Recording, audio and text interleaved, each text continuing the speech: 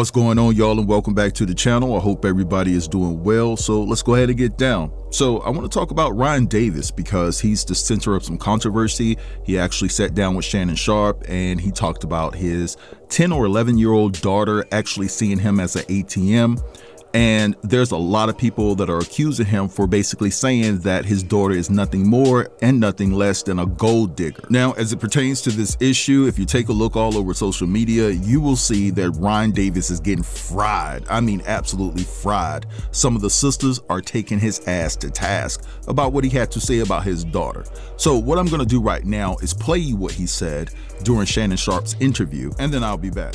So then I ran into this thing where my daughter went from I love my dad to let me see what I can get out of him. And when she started looking at me as access to like material things. You were ATM. Now all of a sudden you weren't dad, you were an ATM. Broke me.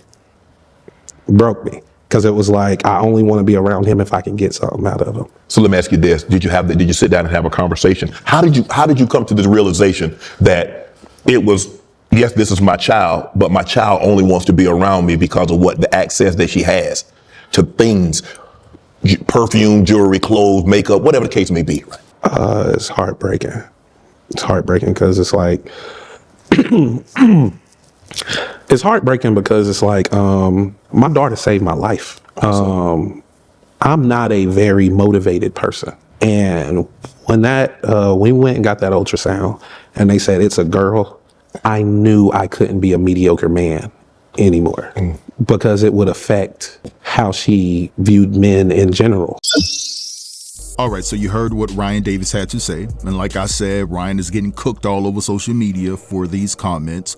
A lot of people are pointing out the fact that Shannon Sharpe is not the right dude to have this conversation with based off of the fact that he said on his podcast that he would only provide his daughter with $30,000 to go towards her wedding, but ultimately ended up forking out millions of dollars to a woman who looked like olive oil from Popeye after she accused him of SA. But anyway, what I'm going to do right here is play you a couple of responses to this situation, and then I'm going to follow that up with Ryan Davis actually speaking out about his interview, and then I'll be back. Y'all are so mad over that I'm saying about Shannon Sharpe and Ryan Davis, and guess what? I cannot wait because I'm finna make y'all ass mad again, especially the men that are mad at me. Ryan Davis is the reason why you cannot give a man a child that had to grow up in high school approach him and saying, "Where's my hug at? Where's my hug at?" Because that's also the reason why he made the comment in regards to his daughter, who is 10 years old, being a gold digger. He has never lived a life experience where he has been deemed as attractive, where he has been deemed as desirable, where he has been deemed as being wanted. So he put that responsibility on his daughter, who did not get the decision and choice to be born and born to be here.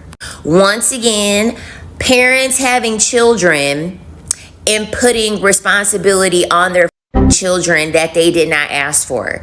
Your children did not ask to be here.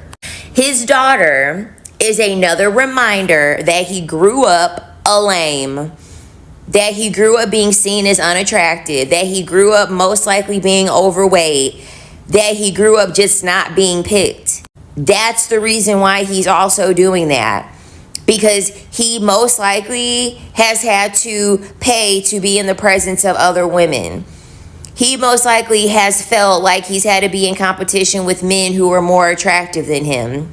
And so the fact that his daughter is looking like, hey, I see a pair of shoes that I want. Can you buy me a pair of shoes? He is tying that experience to the experiences that he most likely has had with women. Because I'm pretty sure those are the experiences that he's had with women. He has had to buy the favor of women in order for him to be able to have a chance with women. Because I'm sorry, Ryan Davis is not attractive. This interview pissed me off so bad. It's weird that you outed your 11-year-old daughter to the entire internet like she has bad character. The dislike for women even happens while they are children. Boy, she ain't got no job. What the f*** else she supposed to ask? I was actually gonna give this a pass and not say nothing because when you look on social media, almost every iteration of this clip starts after the context. It starts after he provides the context of the situation, that part's cut out. So these people are just reacting to this clip that they've seen. But then I thought about the fact that if you have the time to prop up your phone and record a critique of someone and then use that critique as an example of a much wider and far-reaching problem, then you should have been able to make the time to just go watch the 12-minute clip on YouTube that provides all the proper context for you to give an opinion. He begins by saying that he was on the road and he thought that he was doing everything he was supposed to be doing because he was taking care of everything financially. But he says almost verbatim that nothing can replace time. And then he goes on to say that the consequence of that time lost is that his daughter began to view him differently, and his daughter started to react to him differently as a result of his actions. And so he notates and dictates the change he noticed in how his daughter approaches and interacts with him. That was an example of the consequences of his action. All he said was, these were my actions. These were the consequences of my actions. And that's how I identified the problem that I'm now trying to fix. But it's easy to jump on this clip because there is an actual issue with how black women are viewed. And it does start at a very young age with black girls. So there is a legitimate issue that we as a community have to address. This is not an example of it, though. Have people always been this stupid? I didn't know. I've cultivated an audience of people who can critically think. So maybe I've been in a bubble. I didn't know people were this stupid. Why ain't y'all warn me? I'm in the comment section of these Shannon Sharpe clips, and I'm like, I know they're captioned a certain way, but you can hear me in the video. You can hear me in the video. Let me give you an example of what I mean. There's a video going around about Drewski. In the video, I say, I defend comedy over anything. I'm more of a comedian than I am a person. When people say offensive stuff, I'll be like, was it funny? I actually like the way he put that together. And then people got from that I'm hating on Drewski. And that I think we should worry about how offended people are when it comes to comedy. I didn't say that. I literally don't say it in the video. And in the video, Shannon Sharpe has a smooth face. Do y'all know he has a beard now? He has a full beard. So the interview was like 2 months ago. How could I be talking about Drewski's pastor sketch 2 months ago when it came out a few days ago? People's inability to critically think is like crazy. I'm like, nah, have people always been this stupid? And I just shielded myself from it, or is this the thing? Also, the video about my daughter.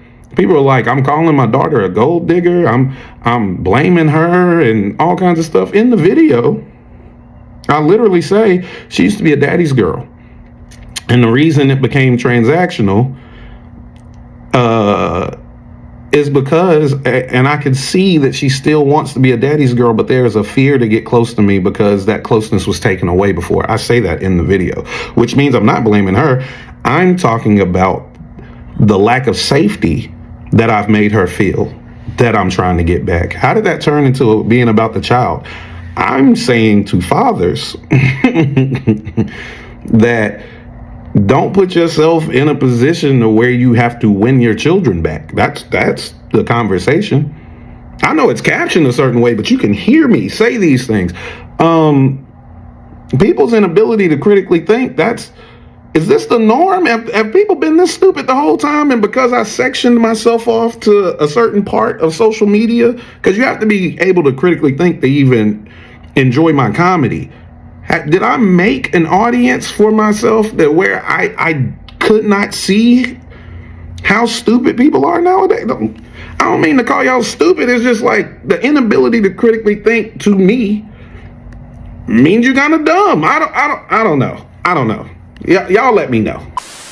All right, so we just heard all of that, and now I want to take the time to read to you what Ryan's baby mother had to say about the situation. And she says, as the mother, my daughter wasn't protected in this situation at all, explaining to an 11-year-old who stumbled across her face on social media as to why her face is all over strangers' pages and why her father said what he said when in fact she doesn't even ask for things from him has been the final straw. This narrative that we were together then broke up and the relationship changed by the way the two of them is all false. She was 3 when he moved away, and we never lived together. This entire thing has been very hurtful. and traumatic for my daughter. I never say anything, but when it comes to my kids, I will always be vocal. All right, so we just heard what the baby mother had to say about the situation. And so now what I want to do is implement this clip from the same interview that Ryan did with Shannon.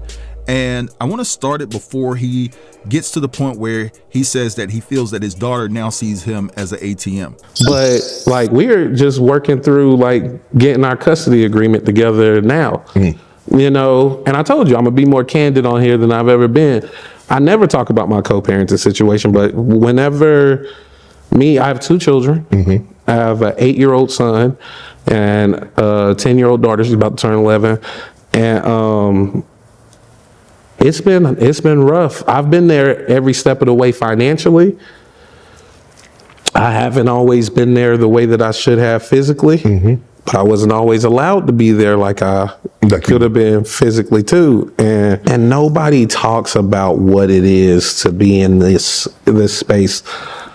You don't know, nobody prepares you for what it is to fly to a city, a bunch of people to a city you've never been to, a bunch of people paid, got dressed to go enjoy what it is that you do. You enjoy what you do. You love what you do. You take that money home and you give it back to your children and their mother for them to have a better life. But the children don't feel as close because you're gone to go do this thing. She feels abandoned or feel like she's doing it on her own. Because even if you're doing it financially, you can't supplement time. Yeah, it's hard for you to see. Because time is the most valuable commodity. It's the most valuable commodity. So then I ran into this thing where my daughter went from I love my dad to let me see what I can get out of him. And when she started looking at me as access to like material things. You were an ATM. Now all of a sudden you weren't dad, you were an ATM. Broke me. All right, so we just heard all of that, and I wanted to save that clip for the end because, of course, I'm going to give my opinion about this. I wasn't going to say, hey, drop down in the comments and let me know what you think about this. I think this is another situation where people have taken this to space. This dude clearly took accountability and said that he wasn't there because he was always on the road. He even said that he wasn't there because sometimes he wasn't allowed to be around, whatever that means. And he initially said to start off the clip that him and his baby mother, they're working out the custody thing, right? Now, if I'm being honest, what I heard Ryan say during that conversation with Shannon is that he's come to find out that all the money in the world cannot buy back time. And he missed a lot of valuable time with his daughter. And because of that, he feels that because he's been there more financially than being a physical presence within her life, is that she only views him as somebody that can provide. And that's where he's coming from. And so he's blaming himself because of his career and the fact that he wasn't around for whatever reasons, right? Even his baby mother said that he moved away and things of that nature. But honestly speaking, I don't think that Ryan was trying to call his daughter a gold digger. He was just being transparent about how he feels about all the time that he missed with his daughter. Now, in the same breath, I'm going to tell you where Ryan messed up at. He should have never came to the internet talking about his 11-year-old daughter. Are you crazy, man? Like, that situation right there, those thoughts and feelings like that, you should have a conversation with her behind the scenes. You never come and talk about your young daughter on the internet like that. And this is why people have ran with the theory that you were basically trying to call your daughter a gold digger. You know, people are going to take things out of context and take it straight to space, bro. You know, this was a true flunky move on the part of Ryan. I don't think this brother took into consideration how this would make his daughter feel. She has to go to school. I'm pretty sure the kids know that you're her father and you're out here talking about her in that regard. And then you got people putting a distasteful, deplorable tag on it by saying that you called her a gold digger when you did not. Those are just people who run with those types of narrative, but it's still your fault. You should have kept your mouth shut and closed about your daughter. And now you're out here looking all crazy because we all know that it's in a child's true nature to ask their parents to buy them things, right? She's 11 years old. And now what you've potentially done is widen the gap between you and your daughter having a better relationship, because I'm pretty sure she's never going to let this go. She's never going to let this go. She may forgive you, but she will never forget. But anyway, that's my take on things. Shout out to the people that asked me to talk about this. And now I want to hear from you guys. Feel free to drop down in the comments and give me your thoughts. Don't forget to like, comment, share. And if you're new here, consider subbing to the channel. I'll check you guys out later. Peace. Tough News TV. We out.